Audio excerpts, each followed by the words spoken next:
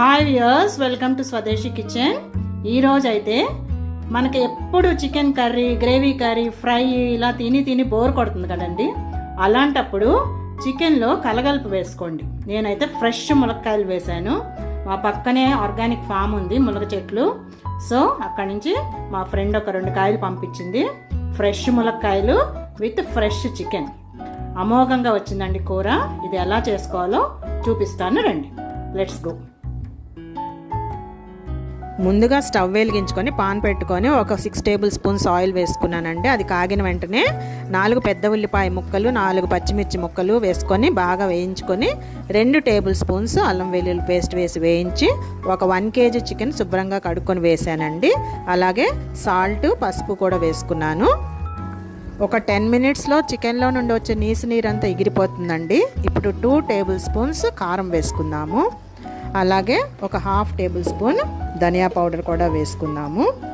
So ఇప్పుడు ఈ మిశ్రమం అంతా, చికెను, మసాలాలు ఇవన్నీ కూడా బాగా గరిటెతోటి కింద నుంచి పైకి తిప్పుకోండి. అన్ని మసాలాలు ముక్కలకు బాగా పట్టేటట్టు.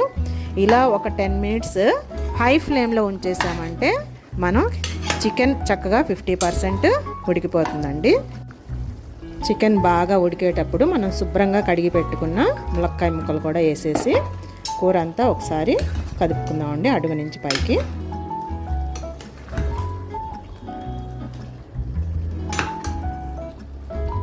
ఇప్పుడు ఈ ముక్కలకి సరిపడా సాల్ట్ వేసుకుందామండి.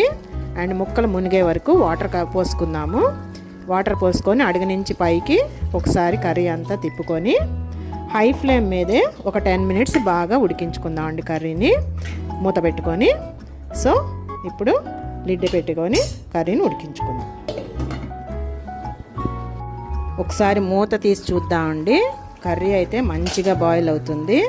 ఇప్పుడు ఫైనల్గా మనం దీనికి ఒక 2 table spoons garam masala add చేసుకుందాము.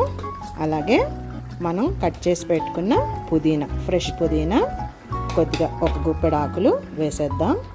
వేసేసి కర్రీని బాగా ఉడకనిద్దామండి. ఇప్పుడు ఫ్లేమ్ సిమ్ చేసేసుకొని ఒక 10 మినిట్స్ బాయిల్ చేసుకుందాం.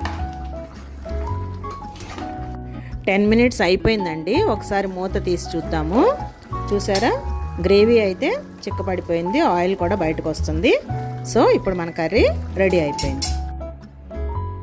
వేడి వేడి ములక్కాయ చికెన్ రెడీ. సో ఫ్రెండ్స్, వేడి వేడి ములక్కాయ చికెన్ విత్ వైట్ రైస్ తిని చూడండి. ఆహా, అద్భుతంగా ఉంటుంది. మీరు కూడా ట్రై చేయండి.